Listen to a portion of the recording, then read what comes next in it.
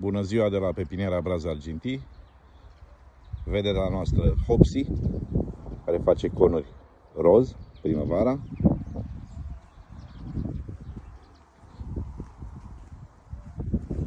Aici avem foarte multe foioase, glicină, mov, cicas, salce japoneză, leandru, arțar japonez, clematis, mâna Maicii Domnului, piracanta,